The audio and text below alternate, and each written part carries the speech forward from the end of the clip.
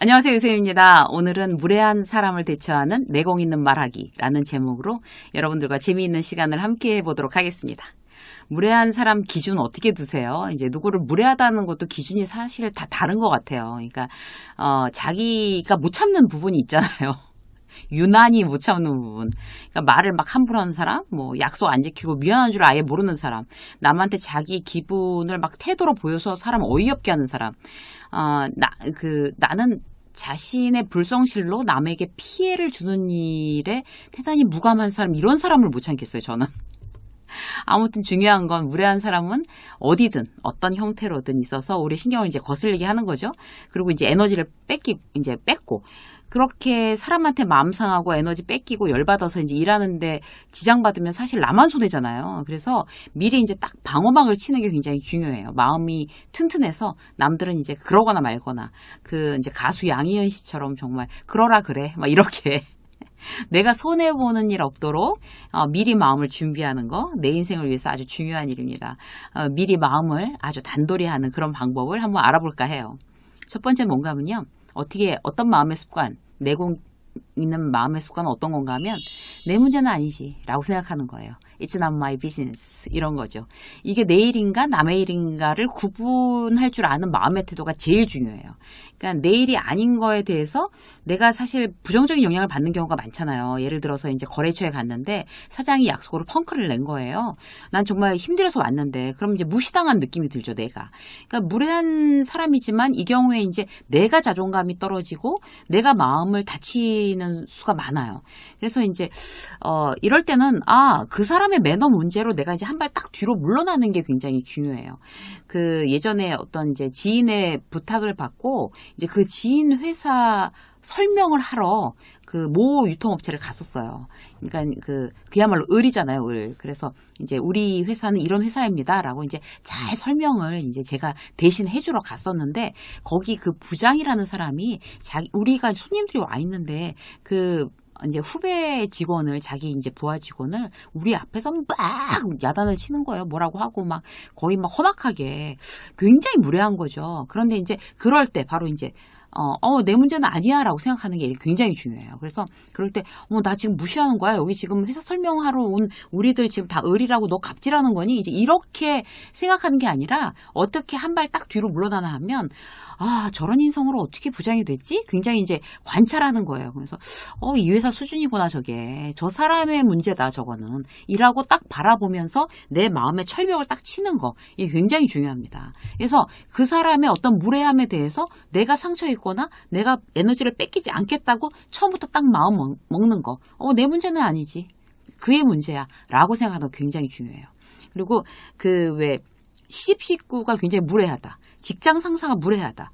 나는 똑바로 잘하고 있는데, 그 사람이 굉장히 무례하다라고 하는 거는 그 사람의 일이지 내가 상처 입을 일은 아니야. 라고 생각하는 거. 그렇게 냉정한 어떤 마음가짐, 이런 게 우리한테 대단히 이렇게 효과가 있습니다. 그러니까 멀리 떨어지세요. 그래서 고개를 탁 들고 눈을 탁 내리깔고 이제 참 수준 없다. 이렇게 바라보는 게 마음으로 진짜로 뭐 그러지는 직장 상사한테 진짜로 그럴 수는 없잖아요. 근데 그런 마음의 여유를 몰래 한번 부려보세요. 그러면 내 마음이 다치지 않는데 도움이 됩니다. 그렇게 감정 컨트롤하는 거 대단히 중요하고요. 두 번째 뭔가 하면요. 네가 잘 몰라서 그래. 이렇게 얘기해 주는 거예요. 자기 멋대로 왜 단정지어서 말하고 판단하고 이래라 저래라 하고 막 그런 무례한 사람들이 있잖아요.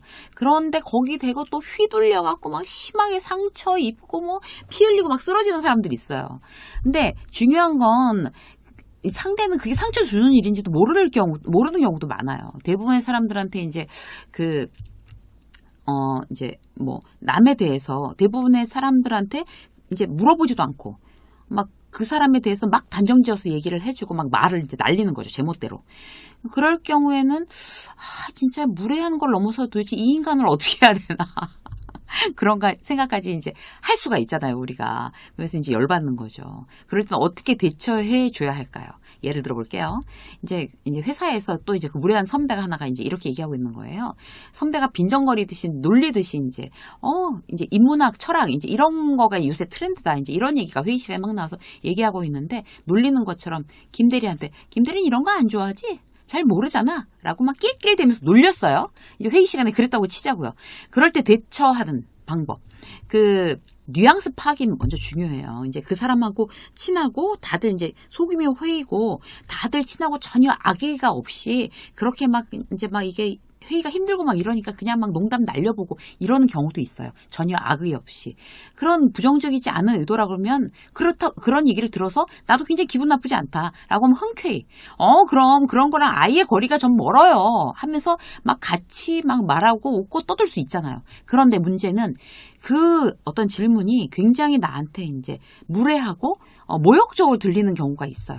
나하고 별로 친하지도 않고 다른 사람들 다 있는데 나한테 그렇게 얘기해서 내가 굉장히 모욕당한 느낌이 든다. 사람들도 많고 공식적인 회의 자리에서. 그러면 어떻게 해줘야 될까? 무안해서 이제 가만히 있거나 아니면 집에 가서 막 이불킥 하면서 분해하거나 그러지 말자는 거죠. 그렇게 마음의 상처가 있고 막 내가 화살 맞고 막 집에 가서 피 흘리면서 집에 가서 계속 그러고 있지 말고 미리 어떤 마음의 태도를 어떻게 갖고 가야 되나 하면 그거는 당신이 나를 잘 몰라서 그래 라는 뉘앙스로 얘기해 주는 거예요. 이렇게 말해 주는 거예요.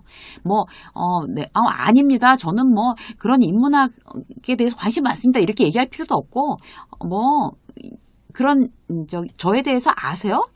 김 과장님이 잘 모르셔서 그래요. 라고 얘기해 주는 거죠. 얼마나 약오르겠어요.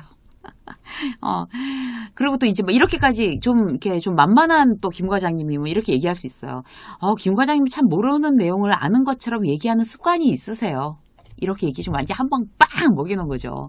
저에 대해 잘 모르시잖아요. 이렇게 웃으면서 농담같이 같이 맞받아 주는 거죠. 그러면 굉장히 무례하게 사람 깔보면서 그랬던 김 과장은 굉장히 본인이 도리어 무한한 어떤 상황이 되는 거죠. 다음부터는 절대로 그런 농담 안 할 겁니다. 물론 사이가 약간 어색해질 수는 있겠죠. 그러나 내가 상처 입는 것보다 차라리 어색해지는 게 낫다.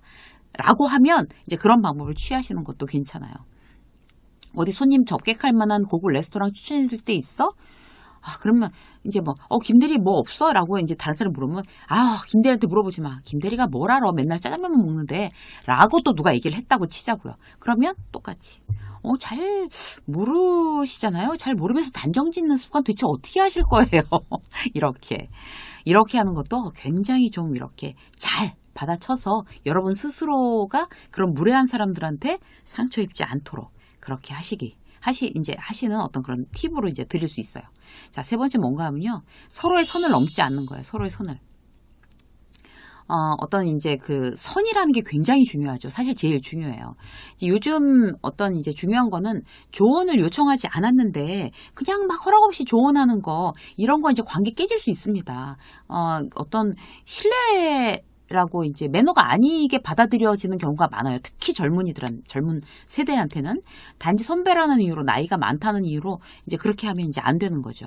왜냐하면 그런 충고가 자칫 이제 비난으로 들리고 듣는 사람은 참 나한테 무례하다라고 느끼고 상처가 될 수가 있어요. 특히나 이제 어떤 충고를 자기 우월감을 과시하려는 어떤 그런 못된 사람이 이제 하게 되면 더 이제 문제가 되죠. 그럴 때 이제 이렇게 하는 거예요. 내 영역, 그의 영역을 서로 침범하지 않는다라는 어떤 그런 전제하에 얘기를 하는 게 중요해요. 예를 들어 볼게요. 어떤 이제 선배가 굉장히 이제 둘 다 워킹맘이에요. 근데 왜 그렇게 비싼 유치원을 보내? 그거 다 소용없어. 그 돈으로 차라리 저축을 해. 나중에 다 후회한다. 실속 하나도 없이 그 모은 돈도 없이 어쩌려고 그래? 벼락거지 돌려고 그래? 막 이런 식으로 사람 속을 북북 긁었다고 치자고요. 그 선배가. 근데 이제 그 선배랑 굉장히 친한 사이면, 그래? 그치. 너무 비싸지. 나도 사실 부담이 됐어. 이제 이러면서 얘기가 될 수 있었는데, 나랑 별로 친하지도 않고, 그리고 이제, 어떻게 나의 어떤 경제적인 상황을 굉장히 무시하는 투로 그렇게 얘기를 했다고 하면 거기에 대해서 굉장히 불쾌하고 또 그 무례한 사람한테 막 휘둘려서 마음의 상처를 입을 게 아니라 그거는 그 선배의 영역, 이건 내 영역을 정확하게 구분해준 선을 지키는 식으로 얘기하는 게 중요해요. 그래서 막 짜증내면서 그런 충고하지 마세요. 그런 충고, 내가 해달라고 하지 않았는데 라고 하면 얼마나 관계가 깨지겠어요. 그리고 또 선배랑 그렇게 하면 안 되잖아요. 그러면은, 선배님은 그렇게 생각하시는구나. 이렇게 얘기하면 그냥 그 대화 종결이에요. 끝. 걱정해 주셔서 감사합니다. 여기까지 붙이면 굉장히 나이스하죠? 그러면 이게 그 선배의 이야기를 내가 받아들이지도 않았고, 그렇다고 해서 비난하거나 내치지도 않았고, 선배의 영역, 선배는 그렇게 생각하셨군요. 그렇군요. 어쨌든 충고를 해주셔서 고맙습니다. 여기까지 하면 서로가 기분 나쁠 일이 없는 거예요. 서로가. 그래서 선을 지키는 어떤 그런 방법들 굉장히 중요합니다. 오늘은 여러분들하고 무례한 사람을 대처하는 어떤 내공 있는 말하기. 여러분들 근데 이게 막 어설프게 하셨다가는 굉장히 또 이제 더 힘들어질 수 있으니까 굉장히 여러 번 이렇게 마음으로 머릿속으로 시뮬레이션 해서 여러분들이 무례한 사람들한테 어떤 이렇게 마음에 상처 입지 않은 그런 방법으로 여러분의 마음을 근육을 튼튼하게 하는 그런 방법으로 사용하셨으면 좋겠습니다. 유쌤의 직장 수업 오늘 여기까지 하겠습니다. 고맙습니다.